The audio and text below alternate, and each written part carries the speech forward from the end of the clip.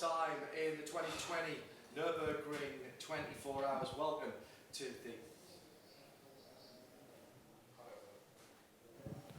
Excuse me, I'm so excited I forgot to turn my microphone on. For the final time in the 2020 Nürburgring 24 Hours, welcome to the Audi Sport Live Studio. We've been trailing this race since yesterday afternoon. Frank Bieler is along with me, John Hindhaugh here in the studio, and we're watching the last lap. We believe that time will expire before the BMW crosses the line at the end of this lap, and at the moment the gap between first and second is just 21 seconds, and it's the Audi of Christopher Haase for Audi Sport Car Collection who is chasing down.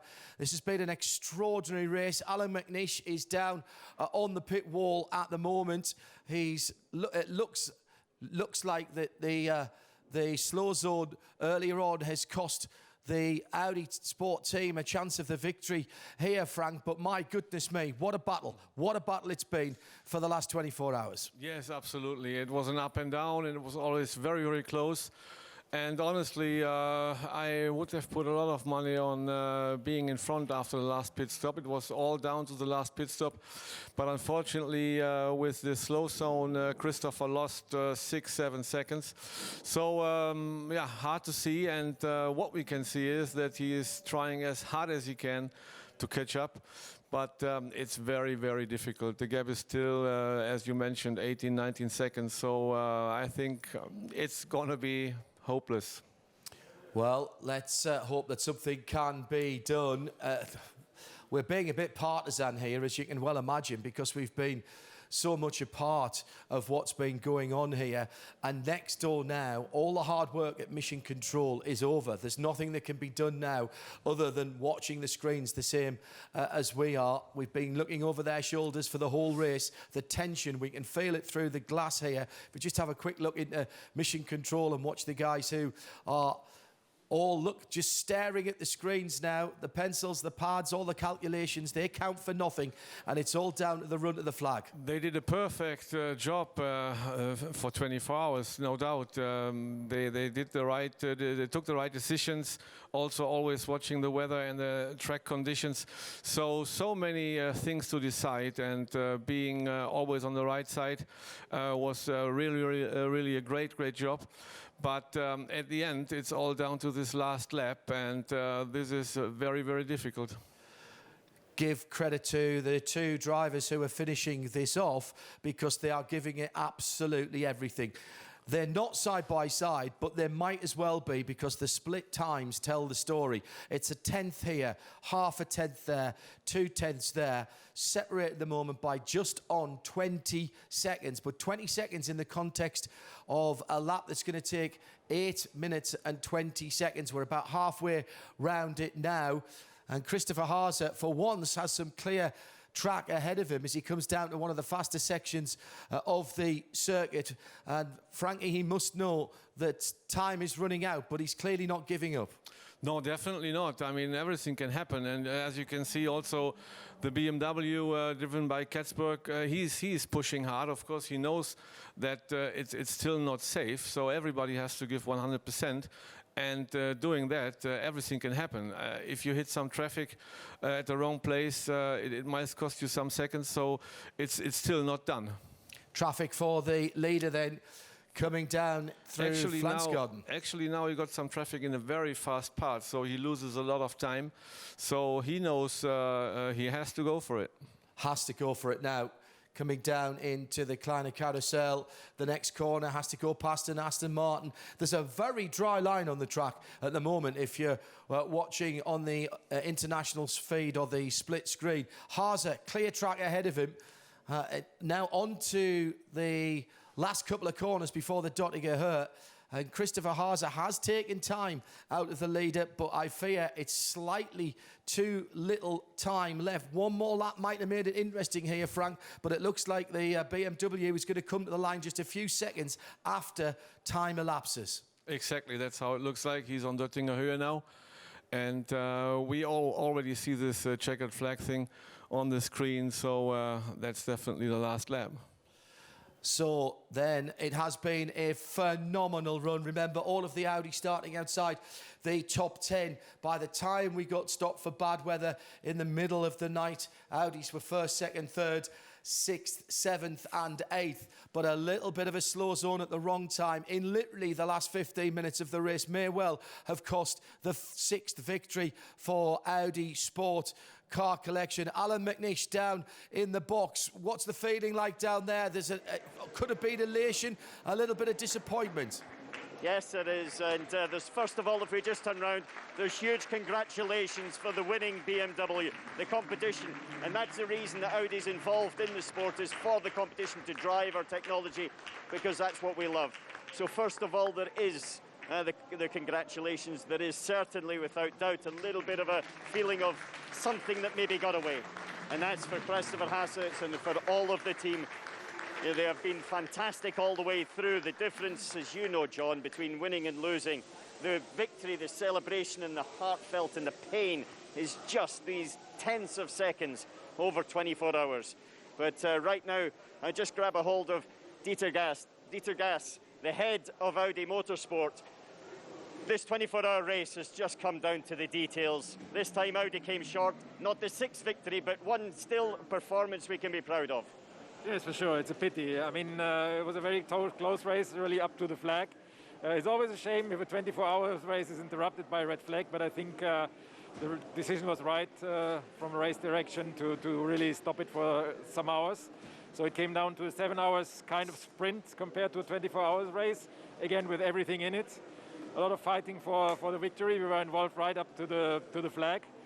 This time, as you say, it is only P2, but if you drive a 24-hour race and you're up there fighting for the victory at the end, you have not done too many mistakes, and it's still a very good result for us. Yeah, thank you, Dieter. That's 2 Audis in the top 5. And also after the DTM domination here at the Nürburgring, then it's still been a happy hunting ground for Audi overall. I'm just going to grab Chris Renke for a second when I try and bring him in. Marcus Winkelhock. Marcus, sorry, chap, that it wasn't to be this time, but it was a hard, tough race for you guys. You did so well.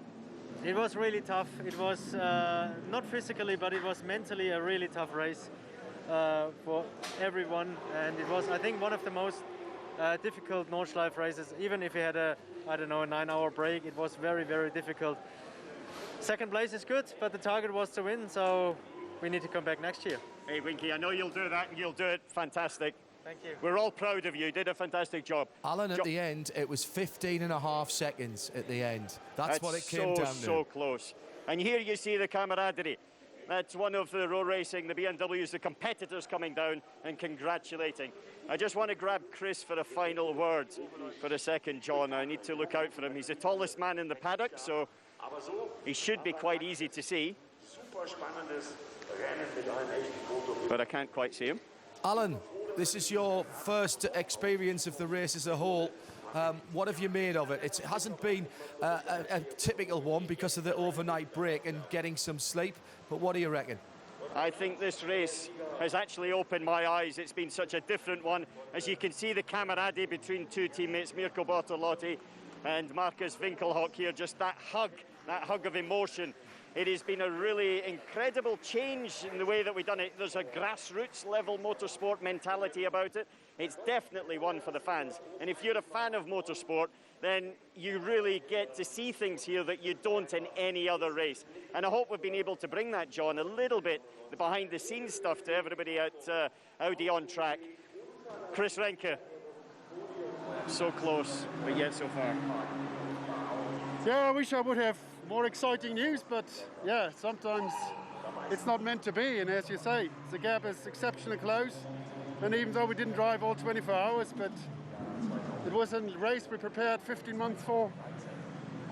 Chris, I saw you going around all through the race, just keeping the drivers and the teams motivated, and also afterwards congratulating on the job.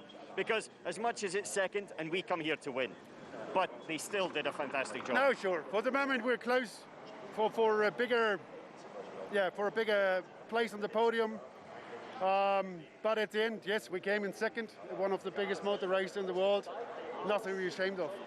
2 in the top 5, though. Chris, final word from yourself. We've obviously done something here, which is a bit of a first. We've taken the behind-the-scenes invitation to all of the fans and given it through Audi at home. Tell us a little bit, what's your message to them? No, for sure, and also that is unique, that I have, via the camera, direct access to our fans back at home. Usually you're out there in the grandstands, that's where we missed you, out there in the camp fields. We miss that. This race hasn't been the same without you. At least we have to link up through this magic eye here.